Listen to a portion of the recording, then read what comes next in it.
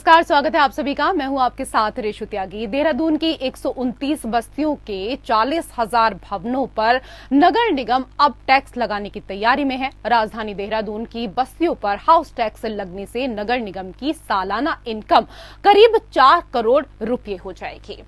आपको बता दें कि नगर निगम क्षेत्र की बस्तियों से 2017 में 1 साल तक हाउस टैक्स लिया गया था, लेकिन वर्ष 2018 में हाईकोर्ट ने इन बस्तियों को अतिक्रमण मानकर हटाने का आदेश जारी किया था, जिससे करीब 40,000 घरों पर ध्वस्तीकरण की तलवार लटक गई। लेकिन अब राहत की बात यह है कि इन बस्तियों को धामी सरकार ने 3 साल का अध्यादेश लाकर राहत दी है, क्योंकि मलिन बस्तियों द्वारा पिछले लंबे समय से मालिकाना हक की मांग उठाई जा रही थी। हालांकि तत्कालीन त्रिवेंद्र सरकार ने इन बस्तियों को बचाने के लिए 3 साल का अध्यादेश लाई थी, लेकिन 2021 में इन बस्तियों पर दोबारा से संकट खड़ा हो गया था।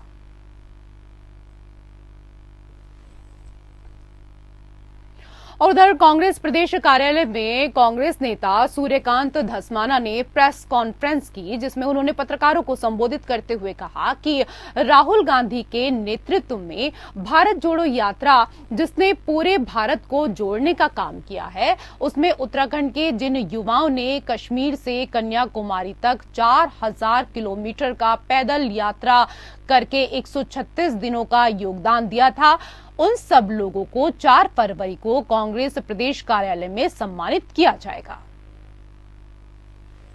भारत जोड़ो यात्रा में राहुल गांधी जी की जो ऐतिहासिक यात्रा हुई है, जिसको हिंदुस्तान के स्वर्णिम इतिहास में लिखा जाएगा, उस यात्रा में 4000 किलोमीटर 136 दिन कन्याकुमारी से कश्मीर, इस ऐतिहासिक यात्रा में उत्तराखंड की तरफ से जो इस यज्ञ में आहुति डालने गए थे भारत यात्री, उनका कल कांग्रेस मुख्यालय में कांग्रेस पार्टी स्वागत। उधर उत्तराखंड में अब राज्य आंदोलनकारियों को सरकारी नौकरी में 10% क्षैतिज आरक्षण मिल सकेगा। कैबिनेट की उप समिति ने राज्य आंदोलनकारियों के लिए क्षैतिज आरक्षण के प्रस्ताव को हरी झंडी दे दी है। आपको बता दें कि 2004 से 2011 तक राज्य आंदोलनकारियों को उत्तराखंड में सरकारी नौकरियों में 10% क्षैतिज आरक्षण का लाभ मिल रहा था, लेकिन उसके बाद हाईकोर्ट की रोक के बाद आंदोलनकारियों को ये लाभ नहीं मिल पाया। मुख्यमंत्री पुष्कर सिंह धामी ने हाल ही में आरक्षण के लिए उप समिति का गठन किया था। उप समिति की मीटिंग में राज्य आंदोलनकारियों को सरकारी नौकरी में क्षैतिज आरक्षण के लिए हरी झंडी देती है। अब कैबिनेट में यह प्रस्ताव लाया जाएगा, उसके बाद विधानसभा में अध्यादेश लाकर आरक्षण का लाभ राज्य आंदोलनकारियों को दिया जाएगा।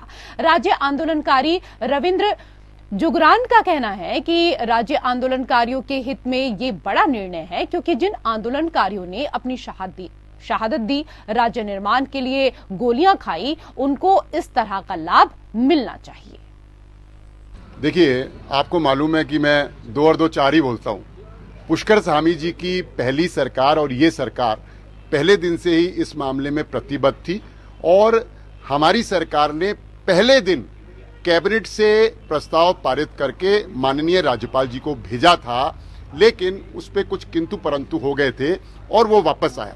उसके बाद सरकार ने विधेयक बना के विधानसभा से पारित करके इसको राजभवन को भेजा, लेकिन राजभवन ने उस पर यह आपत्ति लगा दी कि यह संविधान के अनुच्छेद 14 और 16 का इसमें उल्लंघन हो सकता है या हो रहा है।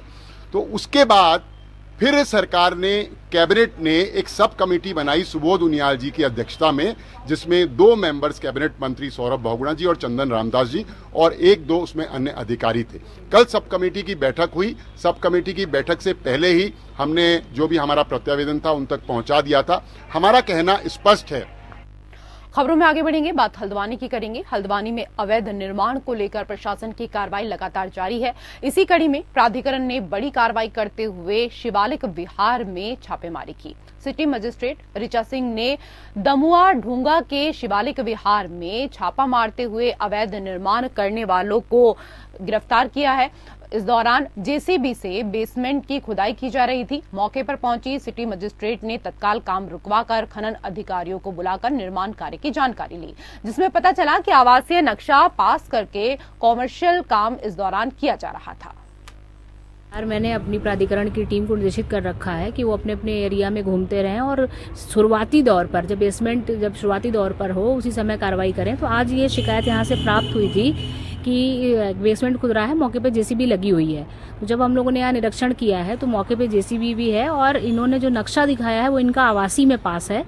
और फिलहाल अभी चूंकि सिर्फ बेसमेंट खोद रहे हैं तो नक्शे के बारे में स्थिति इसलिए स्पष्ट नहीं हुई कि ये बनाएंगे क्या, लेकिन बेसमेंट पास नहीं है तो उसके आधार पर हमारी उसमें कार्रवाई हो रही है। चूंकि बेसमेंट अगर अनुमति नहीं मिली है, ना तो खनन विभाग की अनुमति है, ना प्राधिकरण की अनुमति है, तो उस पर जो हमारी कार्रवाई है वो हम कर रहे हैं यहाँ पर, और खनन विभाग की टीम भी अभी पहुंच रही है। बेसमेंट के लिए क्या जेसीबी अलाउ है? बेसमेंट के लिए खनन विभाग की परमिशन होती है, जिसमें इनको परमिशन लेनी होती है खान डिपार्टमेंट से, और उसमें तहसील से रिपोर्ट लगती है, उसके बाद परमिशन होती है। और वो इन्होंने नहीं ली है, नहीं, इन्होंने खुद बताया है कि इनके पास कोई परमिशन नहीं है। और बेसमेंट के लिए इनको प्राधिकरण से भी अनुमति लेनी पड़ती है, वो भी इन्होंने नक्शे में नहीं किया है। तो इसके आधार पर इन दोनों के तहत इनके ऊपर कार्रवाई की जा रही है। और उधर पूर्व मुख्यमंत्री हरीश रावत ने बीजेपी सरकार पर उत्तराखंड में नशे को बढ़ावा देने का आरोप लगाया है। हरीश रावत ने कहा कि सरकार ने उत्तराखंड को नशेड़ी राज्य बना दिया। जो कमी रह गई थी वो सरकार ने उत्तराखंड को जहरीली और नकली शराब का हब बनाकर पूरी कर दी है। सरकार हमारा 2023 खराब कर रही है, 2024 में भगवान जाने कौन क्या करेगा। ये बातें हरीश रावत ने यूथ कांग्रेस कमेटी के प्रशिक्षण शिविर के दौरान कही। हरदा के इस बयान ने राजनेताओं के बीच हंगामा खड़ा कर दिया है। बीजेपी प्रवक्ता नवीन ठाकुर ने पूर्व मुख्यमंत्री हरीश रावत को ही नशे का जिम्मेदार कहा। नवीन ठाकुर का कहना है कि अपने कार्यकाल के दौरान वह हरीश रावत ही थे जिन्होंने डेनिस नाम की शराब को पूरे प्रदेश में बिकवाने का काम किया था और भांग की खेती करने के लिए युवाओं को प्रोत्साहित कर रहे थे। जो रावत पूर्व मुख्यमंत्री द्वारा लगाए गए हैं वह पूरी तरह से जो आरोप लगाए गए हैं वो बेबुनियाद इस दौरान है। कांग्रेस पार्टी में अब हरीश रावत का कोई दरअसल वर्चस्व नहीं बचा है, ऐसा कहकर नवीन ठाकुर ने पूर्व मुख्यमंत्री पर कटाक्ष किया।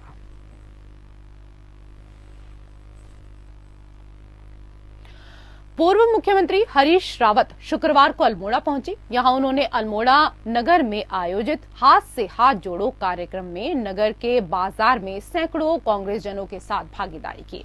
इस दौरान कार्यक्रम को लेकर उन्होंने कहा कि कांग्रेस इस कार्यक्रम के जरिए गांव-गांव, घर-घर जाकर सरकार की विफलताओं को गिनाएगी और इसके लिए कांग्रेस इस सरकार की एक चार्जशीट भी बनाएगी जिसमें सरकार के कार्यकाल की सभी विफलताओं को उजागर करके हर एक व्यक्ति तक पहुंचाया जाएगा। 2024 के चुनाव में इस सरकार को जड़ से उखाड़ने का कार्य किया जाएगा। का स्पष्ट उद्देश्य है कि हम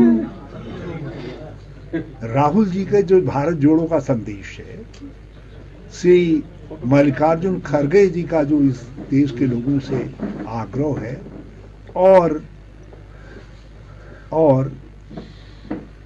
इस सरकार के खिलाफ हमारी जो राष्ट्रीय चार्जशीट है, हमने राज्य की चार्जशीट करण मेहरा जी की अध्यक्षता में बनाई उसको, और अब हम प्रदीप जी और इन सब की देखरेख में मनोज गोविंद सिंह कुंजवाल जी आदि सब की देखरेख में एक स्थानीय लोकसभा क्षेत्र वाइज भी चार्जशीट बनाएंगे, उसको हम लोगों तक पहुंचाएंगे। हमारा प्रयास रहेगा कि हम सारे गांवों को सारे बूथों तक पहुंचे और सारे लोगों तक अपनी अर्जी को लगाएं ताकि 2024 में लोगों को निर्णय लेने में सुविधा हो सके।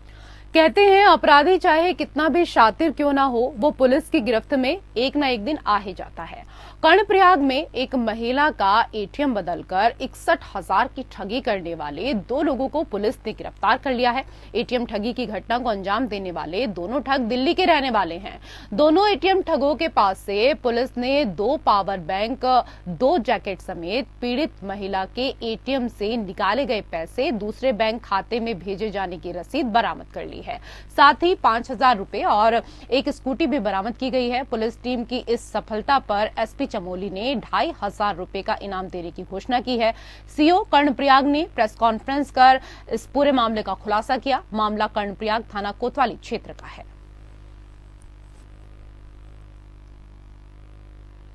और उधर देश के साथ साथ उत्तराखंड में भी कैंसर के मरीजों की तादाद बढ़ने लगी है, जिसे लेकर जानकारों ने चिंता जाहिर की है।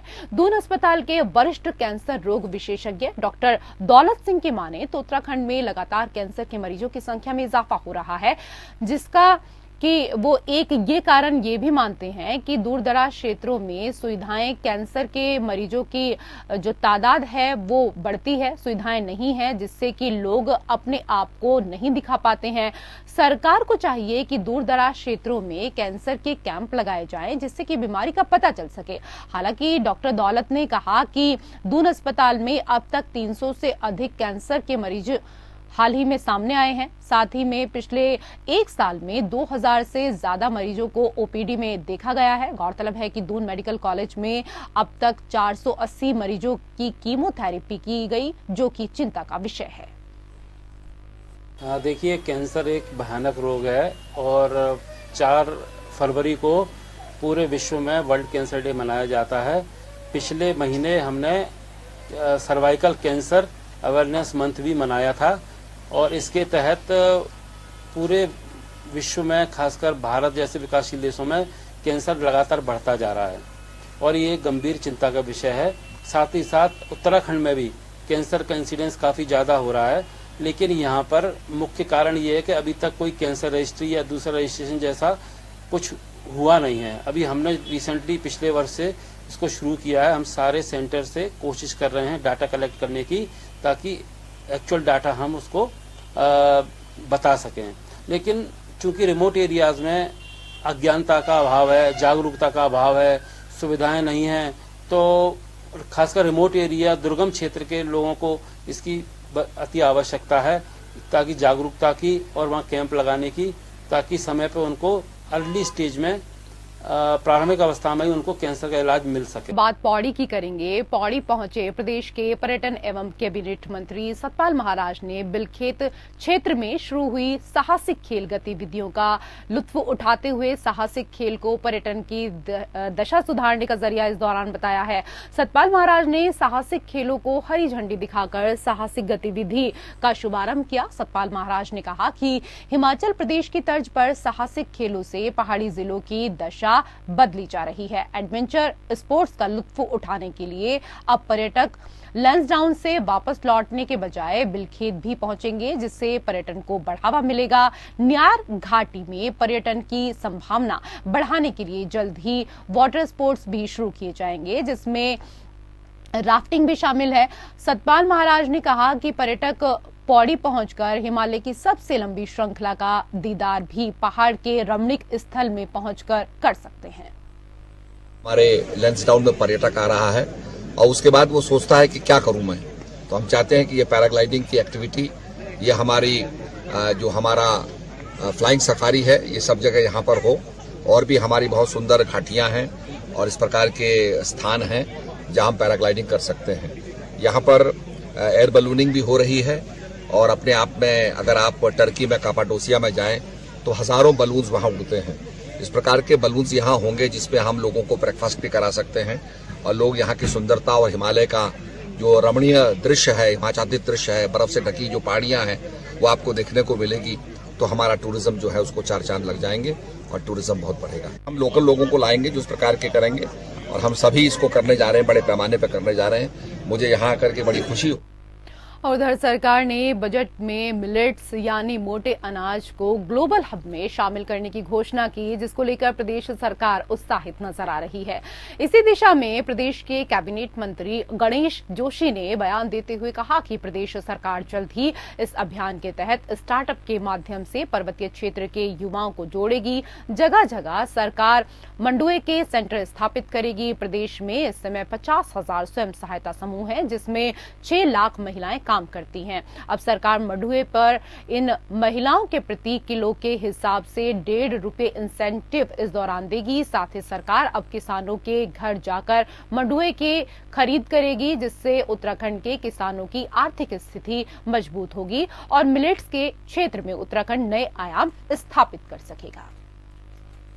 उन्होंने किसानों की चिंता करते हुए इस क्षेत्र में जहां मंडुए को श्री अन्न के नाम से साबित करने की बात कही, निश्चित ही इसका लाभ मिलेगा। दूसरा, स्टार्टअप के माध्यम से हम किसानों को जोड़ेंगे। दूसरा, हमारे पर्वतीय क्षेत्र में पैक्स के माध्यम से मंडवा के हम सेंटर खोलेंगे और हमारे स्वयं सहायता समूह की जो बहनें हैं, आज हमारे प्रदेश में 50,000 से अधिक स्वयं सहायता समूह हैं। इसमें से 6 लाख हमारी बहनें जुड़ी हुई हैं और हम उनको 1.5 रुपया किलो इंसेंटिव देंगे और किसान से उसके घर में जाकर हम मंडवा खरीदेंगे ताकि किसान को उसकी उपज का सही दाम मिल सके। आज देखने में ये आता है जो प्राइवेट प्लेयर है वो किसान को एडवांस दे देता है।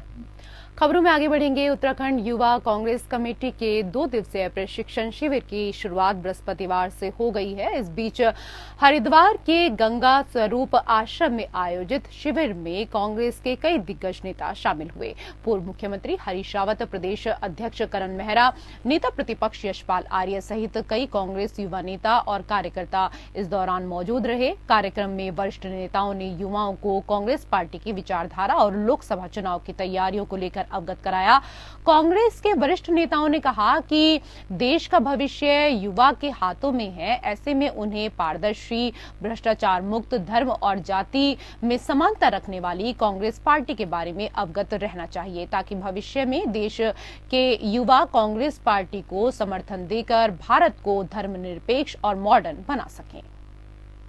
हमने कहा कि हमको अपनी पहचान एक सेवाभावी, रचनात्मक कार्यकर्ता के रूप में करनी है और अपने लोगों को, अपने साथियों को, चाहे वो 4 हों या 40 हों या 400 हों या 4000 हों, उनको निरंतर अपने साथ बनाए रखना है क्योंकि लोकतंत्र में संख्या बल मैटर करता है। कोई मंत्र दिया है, खास मंत्र?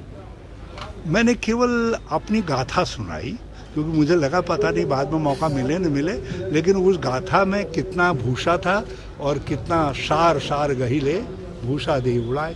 ये हमने नौजवानों से कहा कि सार इसमें से ले लेना और भूसे को उड़ा देना। क्या विचारधारा क्या कांग्रेस में है? आरएसएस और बीजेपी से क्या दिक्कतें देश को आने वाली हैं या क्या दिक्कतें आई हैं, उन सब चीजों के बारे में युवाओं को जानकारी दी जा रही है, उनको वेल इक्विप्ड किया जा रहा है। और क्यों कांग्रेस और बीजेपी में डिफरेंस क्या है, उस चीज को समझाएगा। और आज फैसिलिटेटर ने एक बहुत अच्छी बात कही कि कांग्रेस सत्य के रास्ते पे है। उसका प्रमाण यह है कि कांग्रेस सबके लिए सम व्यवहार करती है और जो शोषित है, पिछड़ा है, उसको मदद करने की बात करती है। वो किसी भी भारतवंशी को एक नागरिक के रूप में देखती है और वो किसी को भी किसी जाति धर्म के रूप में कांग्रेस नहीं देखती। और यही ईश्वर भी करते हैं, सबके लिए सूर्य की रोशनी जैसे बराबर है। और उधर हरिद्वार में साधु संतों ने यूपी सिंचाई विभाग के खिलाफ मोर्चा खोल दिया है। 3 दिन पहले बैरागी कैंप में यूपी सिंचाई विभाग के द्वारा अतिक्रमण पर की गई कार्रवाई पर साधु संतों में नाराजगी है, जिसके चलते बैरागी कैंप में बड़ी संख्या में जमा हुए साधु संतों ने यूपी सिंचाई विभाग के खिलाफ नारेबाजी की और इसका विरोध जताया। इतना ही नहीं, नुकसान की भरपाई न होने पर साधु संतों ने अनशन की चेतावनी भी दी है। साधु संतों ने इस दौरान यूपी सिंचाई विभाग के अधिकारियों पर कोर्ट के स्टे के बावजूद कार्रवाई करने के आरोप भी लगाए। हरिद्वार के एक निजी अस्पताल में महिला की मृत्यु को लेकर परिजनों ने जमकर हंगामा किया और अस्पताल प्रशासन पर लापरवाही का आरोप लगाया। मृतका के परिजनों ने कहा कि अगर बात करें तो उनका कहना है कि अस्पताल प्रशासन ने इलाज में लापरवाही बरती है, जिसके चलते महिला की मृत्यु हुई है।